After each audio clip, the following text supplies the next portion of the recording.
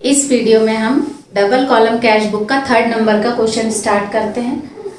सबसे पहले देख लेते हैं 2023 की ट्रांजैक्शन दी हुई है। अप्रैल 1 कैश बैलेंस 18,000 और बैंक बैलेंस डीआर पहले लिखा हुआ है, डीआर साइड है 14,000। April cash sale 10,000। April 8 deposited with bank 16,000। April 15 goods purchase and paid by check 5,000 और April 20th cash withdrawn from bank 7,500। तो अपन बना लेते हैं पहले कॉलम।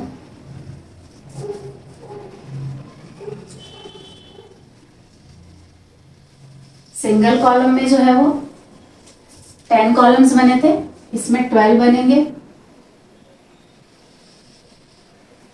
पहला हो जाएगा डेट का, फिर है पर्टिकुलर VN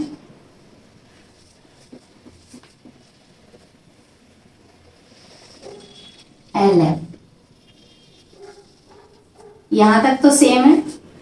सिंगल कॉलम और डबल कॉलम का, यहां से डबल कॉलम है तो एक कैश का कॉलम बनेगा और एक बैंक का कॉलम बनेगा। फिर यहां date particular VN LF cash और ये एक कॉलम बैंक का।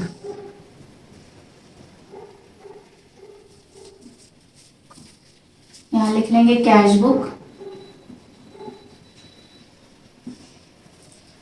पहला कॉलम किसका है? डेट का है। फिर है पर्टिकुलर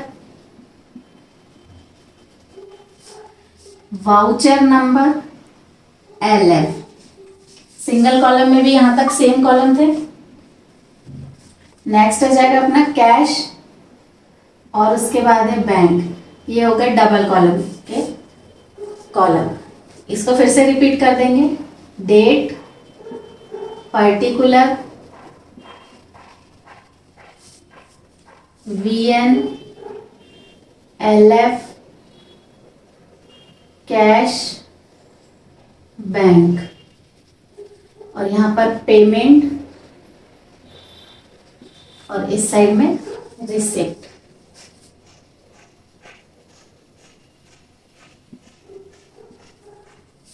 ये इसका फॉर्मेट बन गया। अब स्टार्ट करते हैं क्वेश्चन। पहले यहाँ पर जो भी इसका ईयर दिया है उसको मेंशन करेंगे। 2023 दोनों ही साइड लिखेंगे। अब नेक्स्ट है फर्स्ट एंट्री है अप्रैल 1 की, कैश बैलेंस है और बैंक बैलेंस है, दोनों ही दिया हुआ है डीआर। डीआर मतलब रिसिप्ट साइड। तो यहाँ पर अप्रैल 1 में पहले क्या लिखेंगे? फर्स्ट बैलेंस है मतलब जो है इसके आगे वाले महीने का कैरेट डाउन किया गया है ना, इसको लेकर आए हैं। तो यहां पर लिखेंगे अपन to balance BD brought down, वहां का बैलेंस लेकर आए हैं इसके पहले वाले महीने का। कैश बैलेंस है, कैश वाले कॉलम में आ जाएगा 18,000 और बैंक वाले कॉलम में आ जाएगा 14,000। इस पे ओवरड्राफ्ट वाले भी आएंगे तो वो भी बताएंगे कि ओवरड्राफ्ट का बैलेंस किस तरफ जाता है। ये हो गई फर्स्ट एंट्री। नेक्स्ट एंट्री है कैश सेल। ठीक है, कैश सेल है, सेल हुआ है कैसे? कैश में। तो पैसा आया है, जब आएगा तो किस साइड जाएगा? Receipt side. April 3 to sales account. ठीक है, कैश में है तो 10,000 कहां पर आ जाएगा? कैश वाले कॉलम में। नेक्स्ट एंट्री है डिपॉजिटेड विथ बैंक। बैंक में डिपॉजिट किया गया 8 को। तो यहां पर अब डबल कॉलम है, पास का पैसा है मतलब बिजनेस का पैसा है और बिजनेस नहीं है, बस ऐसा है रहेगा। जैसे हमारे पास भी पैसा रहता है, कैसा रहता है, कैश में घर में रखते हैं और दूसरा बैंक में भी रखते हैं। तो ऐसे ही बिजनेस में भी क्या है कि तो बैंक एक पैसा कहाँ पर है, जैसे कैश में है, ठीक है, और दूसरा किस रूप में, बैंक के पास है। अब अगर बैंक से पैसा निकाल रहे तो भी खुद के पास का पैसा जा रहा है, खुद के पास का ही है। बैंक से आपने पैसे निकाल के घर में लेकर आए तब भी आपके पास है, बस बैंक बैलेंस कम है और घर का कैश बढ़ गया। और घर का पैसा अगर बैंक में ले जाकर डिपॉजिट करते हैं तो घर का कैश कम हुआ है और बैंक का बैलेंस बढ़ा है, यानी है आपका ही, बस उसका जो है रखने की जगह चेंज हो गई, घर से कहाँ चली गई है, बैंक में चली गई है। तो वैसे ही बिजनेस का जो पैसा है अगर वो बैंक में तो भी बिजनेस का है और अगर कैश के रूप में तो भी बिजनेस का है, किसी और को तो नहीं दिया है। बस यही है कि कैश बैलेंस बढ़ रहा है और बैंक बैलेंस कम हो रहा है, और बैंक बैलेंस बढ़ रहा है और कैश का जो है वो कम हो रहा है। तो यहाँ पर क्या हुआ है, बैंक में पैसा डिपॉजिट किया गया, मतलब बिजनेस का ही पैसा कहाँ ले गए, बैंक में ले जाकर डिपॉजिट किए। तो यहाँ पर कैसी होगी, डबल एंट्री होगी, ठीक है, डबल एंट्री होगी, यानी एक ही डेट पे दो तरीके से होगी कि पास का पैसा जो है वो कहाँ गया, बैंक में गया। तो पास का पैसा गया तो पेमेंट साइड, क्योंकि पैसे चला गया, और बैंक में पैसा आ गया तो रिसिप्ट साइड। अब दोनों साइड एंट्री है, इसलिए डेट कैसे करेंगे, दोनों ही साइड मेंशन करेंगे। अप्रैल 8 की है, यहाँ पे भी लिखेंगे अप्रैल 8। क्या किए हैं, बैंक में पैसा डिपॉजिट किए। तो सबसे पहले पास से पैसा हुआ है, चला गया, तो चला गया, यहां पर लिखेंगे कितना गया, 16,000। बैंक बिजनेस से पैसा गया, कहाँ गया, बिजनेस का ही पैसा था, कहां पर आ गया, बैंक में आ गया। तो बैंक में सेम डे लिख देंगे 16,000। 8 अप्रैल को बैंक में पैसा आया और 8 अप्रैल को पास से पैसा गया, ठीक है। ये कॉन्ट्रा एंट्री यहाँ पर सी आएगा एलएफ वाले कॉलम में। इसके बाद यहाँ पर अगर कैश कम हुआ है तो यहाँ पर क्या आ जाएगा, बाय बैंक अकाउंट, और यहाँ पर बैंक बैलेंस बढ़ा है तो यहाँ पर क्या आ जाएगा, टू कैश अकाउंट, ठीक है। यहाँ पर डैश, बैंक में डैश कर देंगे। नेक्स्ट एंट्री है, ये कॉन्ट्रा एंट्री समझ में आ गई। नेक्स्ट एंट्री है April 15, goods purchase and paid by cheque. Goods purchase किया है और चेक से पेमेंट किया है, पैसा जो है वो बिजनेस से गया, तो गया तो पेमेंट हुआ है तो पेमेंट साइड आएगा। अप्रैल 15 by purchase account, by purchase account. अभी कैश नहीं गया, कैसे गया, चेक से पेमेंट किया गया है, तो कैश वाले कॉलम में नहीं आएगा, किस में आएगा, बैंक वाले कॉलम में आएगा। 5,000 जो है गुड्स परचेज करते समय चेक से पेमेंट किया, इसलिए बैंक वाले कॉलम में पैसा जाएगा। लास्ट एंट्री है कैश विड्रॉ फ्रॉम बैंक। अब यहाँ पर ये नहीं लिखा है कि पर्सनल यूज के लिए है या फिर कि ऑफिस यूज के लिए, तो यहाँ पर जब तक भी क्वेश्चन में पर्सनल यूज ना लिखा जाए तब तक यही माना जाएगा कि उसने पैसे किसके लिए निकाला, ऑफिस यूज के लिए, मतलब अपने बिजनेस के लिए ही बैंक से पैसा निकाल के लेकर आया है।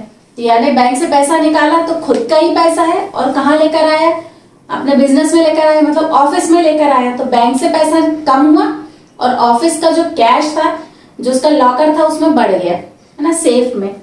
तो यहाँ पर क्या है, कॉन्ट्रा एंट्री है, क्योंकि पास बिजनेस का ही पैसा है दोनों। दोनों साइड क्या कर लेंगे, डेट मेंशन करेंगे। 20 क्या हुआ है, पैसा जो है वो बैंक से निकला है, कितना निकला, 7,500। तो यहाँ से बैंक से कम कर दो, पेमेंट कर दिया बैंक ने तो कम कर दिया, और बिजनेस में पैसा जो है कैश आ गया है तो कैश वाले कॉलम में कैश बढ़ा दो, बैंक में डैश, यहाँ कैश में डैश, दोनों ही कॉन्ट्रा एंट्री है। यहाँ पर क्या लिखेंगे, सी, क्योंकि दोनों साइड ही एंट्री हो रही है। इसके बाद यहाँ पर कैश में पैसा है तो यहाँ पर पर्टिकुलर के कॉलम में क्या लिखेंगे, टू बैंक अकाउंट, और यहाँ पर बैंक से पैसा कम हुआ है तो यहाँ पर क्या लिखेंगे, बाय कैश अकाउंट।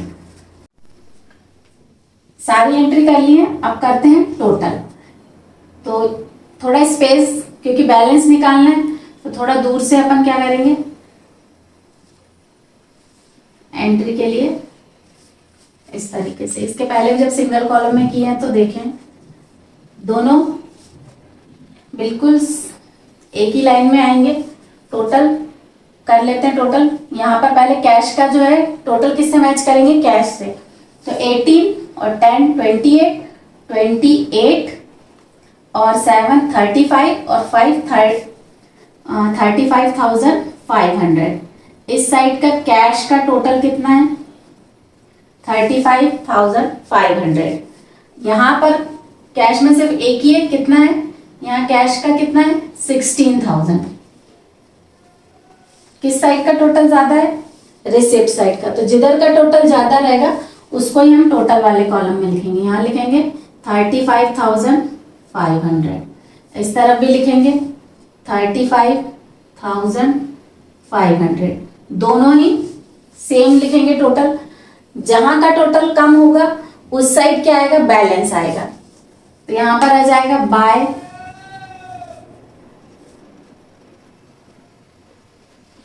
बैलेंस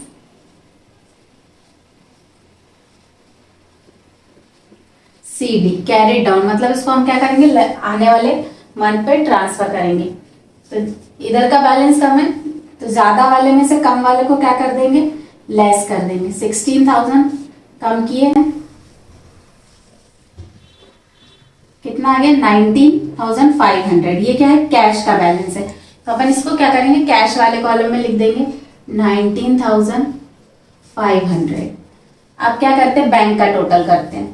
ठीक है, ये अपन बैंक का कितना है 14 और 16 हो गया 30,000। ये अपने बैंक का इस साइड का टोटल कितना आया 30,000। और इस साइड का देखते हैं तो ये हो जाएगा बैंक का टोटल 7,500 नहीं 12,500। 5 और 7 12,500। इस तरफ का टोटल ज्यादा है तो जहां का टोटल ज्यादा होगा उसको टोटल वाले कॉलम में लिखेंगे। दोनों को सेम ही लिखना है।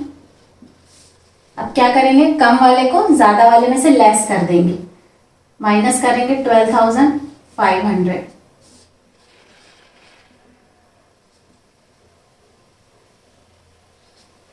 ये हो गया 17,500। जिस साइड का टोटल कम रहेगा ये बैलेंस उस तरफ जाएगा। यहाँ का ही टोटल कम है कि बैंक वाले कॉलम में कितना आएगा 17,500। यहाँ पर डेट कौन सी आएगी, उस मंथ की जिस मंथ का रिकॉर्ड बन रहा है उसकी लास्ट डेट। तो अप्रैल जो है वो 30 का होता है, यहाँ पर आ जाएगा 30। और इसको कैरी डाउन को नेक्स्ट मंथ में लेकर आते हैं। तो इस टोटल के नीचे लिखेंगे, है ना, टोटल के ऊपर नहीं लिखना, जहां टोटल है उसके नीचे आएगा। यदि इस साइड बैलेंस आता है तो उसको यहां पर लेकर आएंगे, और अगर इस साइड पे बैलेंस आता है तो वो पेमेंट साइड जाएगा। यहाँ पर अप्रैल के बाद क्या जाता, मई 1 टू बैलेंस BD। कैश का बैलेंस कितना है, यहाँ पर कैश का बैलेंस है 19,500, तो उसको कैश वाले कॉलम में लिखेंगे 19,500। और बैंक का बैलेंस कितना है 17,500, उसको बैंक वाले कॉलम में लिख देंगे बैलेंस को। तो ये क्वेश्चन यहीं पे सॉल्व हुआ। नेक्स्ट क्वेश्चन जो है वो नेक्स्ट वीडियो में सॉल्व करेंगे।